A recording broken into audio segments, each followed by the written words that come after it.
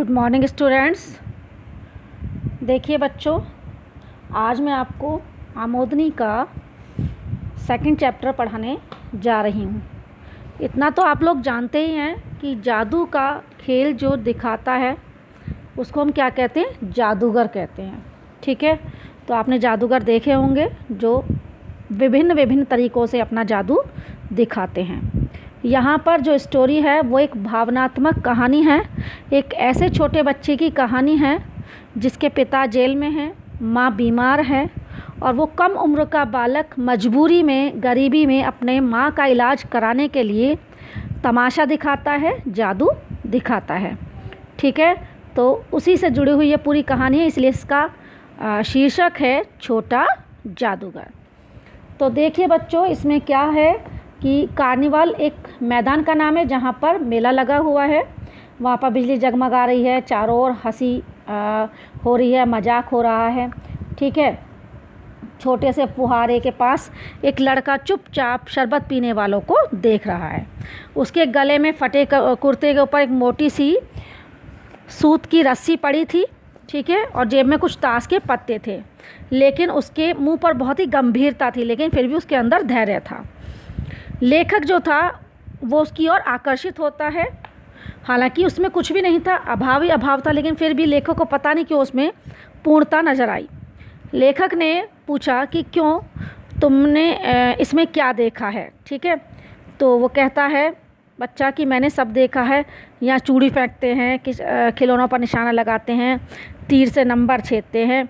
मुझे तो खिलौनों पर निशाना लगाना अच्छा लगा। जादूगर तो बिल्कुल निकम्मा है, इससे अच्छा तो मैं ही ताश का खेल दिखा सकता हूँ। ठीक है, उसने कहा जोश में। उसकी बाणी में कहीं भी रुकावट नहीं थी, बिना हिचक के उसने सारी बात लेखक से कह दी। लेखक कहता है कि अच्छा, तो तुम ये बताओ कि वो जो पर्दा है उसके पास तुम गए हो कभी, वहाँ तुमने देखा है, क्या है? तो वो कहता नहीं मैं नहीं जा सका। क्यों? वहाँ पर टिकट लगता है। लेखक पूछता है कि यदि मैं तुम्हें वहाँ ले चलूँ, ठीक है, तो उसने कहा ठीक है, अगर आप वहाँ मुझे ले जाओगे तो वहाँ पर क्या होगा, निशाना लगाया जाएगा। ठीक है, तो मैंने उससे सहमत होकर कहा ठीक है चलो, तो पहले शरबत पी लेते हैं फिर हम वहाँ चलते हैं। वो उस लेखक उसको, लड़के को लेकर के चल देता है। अब वहाँ पर आदमियों की भीड़ है, शाम का समय है। ठीक है, दोनों शरबत पीकर निशाना लगाने चल देते हैं। रास्ते में आपस में बातचीत करते हुए लेखक उससे उसके बारे में जानकारी लेता है कि बताओ भाई, तुम्हारे माँ और बाबूजी कहाँ हैं? तो वो बताता है उसको कि मेरे बाबूजी जेल में हैं। कि क्यों जेल में हैं? कि वो देश के लिए जेल में है, देश के लिए कार्य कर रहे थे जेल में। और तुम्हारी माँ कहाँ है? कि मेरी माँ बीमार है। और मतलब वो कहता है कि अच्छा, तुम्हारे पिताजी तो जेल में हैं और माँ तुम्हारी बीमार है, फिर भी तुम तमाशा दिखा रहे हो। तो वो एक बहुत ही अजीब सी हंसी हंसता है और फिर कहता है तमाशा देखने नहीं, तमाशा दिखाने निकला हूँ। किस लिए दिखाने निकला हूँ? क्योंकि मेरी माँ बीमार है, तो मैं कुछ पैसे कमा लूँगा और माँ को पथ्य दूँगा। पथ्य मीन्स खाने के लिए कुछ दूँगा। मुझे शरबत ना पिलाकर आपने मेरा खेल देख लिया होता और मुझे कुछ पैसे दे दिए होते तो उससे ज़्यादा मुझे तसल्ली होती, जो आप मुझे करने के लिए, इट मीन्स खेल खिलाने के लिए ले जा रहे हो। ठीक है, वो 13-14 वर्ष के उस बालक को देख करके लेखक बहुत आश्चर्यचकित हो जाता है। ठीक है, वो कहता हाँ, मैं सच कहता हूँ बाबूजी, मेरी माँ बीमार है, इसलिए मैं कहीं नहीं गया। तो वो कहता कहाँ? कि जेल में सब, जब कुछ लोग खेल तमाशा देखते ही हैं तो मैं क्यों ना दिखाकर माँ की दवा करूँ, अपना पेट भरूँ। तो मैंने ये सोचा कि मैं जो है क्या करूँ, अपनी माँ का पेट कैसे भरूँगा, उसको दवाई कैसे दिलवाऊँगा, इसलिए मैं तमाशा ही दिखाता हूँ। तो जो लेखक था वो बहुत लंबी सांस लेता है और चारों ओर बिजली के लट्टू नाच रहे। बिजली के लट्टू मीन्स डिज़ाइनर बल्ब्स नाच रहे हैं। मन जो है बहुत विचलित है। लेखक ने उससे कहा कि अच्छा चलो निशाना लगाया जाए। दोनों उस जगह पर पहुंच जाते हैं जहाँ खिलौनों को गेंद से गिराया जाता है। उसने 12 टिकट खरीदे लेखक ने और उस लड़के को दे दिए। वह लड़का जो था बहुत पक्का निशानेबाज था, उसकी कोई भी गेंद खाली नहीं गई। जब जो भी देखता बहुत ही दंग रह जाता। ठीक है, उसने 12 खिलौनों को 12 उनसे जो है टिकट से अपने ले लिया। ठीक है, अब उठाता कैसे 12 खिलौनों को? उसके पास कोई सामान नहीं था, तो उसने मुझसे रुमाल ले लिया, कुछ रुमालें बांधे, कुछ उसने जेब में रख लिए। अब वो लड़का बोला कि बाबूजी, आपको तमाशा दिखाऊंगा इन खिलौनों से, बाहर आइए, मैं चलता हूँ। इसके बाद जब वो बाहर आता है तो लेखक देखता है कि वो तो 9-11 हो गया, जब चला गया। तो उसको बहुत गुस्सा आया लेखक को, और वो सोचता है कि देखो कितना मतलबी लड़का है, इतनी जल्दी बात को बदल गया और यहाँ से मेरे से बिना मिले चला गया। ठीक है, अब लेखक पान की दुकान पे आ गया, पान खा के इधर उधर टहलता रहा, झूले के पास लोगों को ऊपर नीचे देखता रहा। अचानक ही किसी ने ऊपर के जो झूलने वाला झंडोला होता है उसे पुकारा, बाबूजी। तो मैंने पूछा कौन? तो फिर वो कहता है मैं हूँ छोटा जादूगर। अब कोलकाता के सुंदर बॉटनिकल उद्यान में फिर से एक मेला लगा हुआ है। लाल लाल कमलियों से भरी हुई एक छोटी सी झील के किनारे घने वृक्षों की छाया में अपनी मंडली के साथ बैठा हुआ ये जो है नाश्ता कर रहा है। ठीक है, और इसके साथ इसका परिवार भी है लेखक के साथ। वहीं पर उसको छोटा जादूगर दिखाई देता है। हाथ में उसके चारखाने की खादी का झोला है, साफ जांघिया और आधी बाहों का कुर्ता पहन रखा है।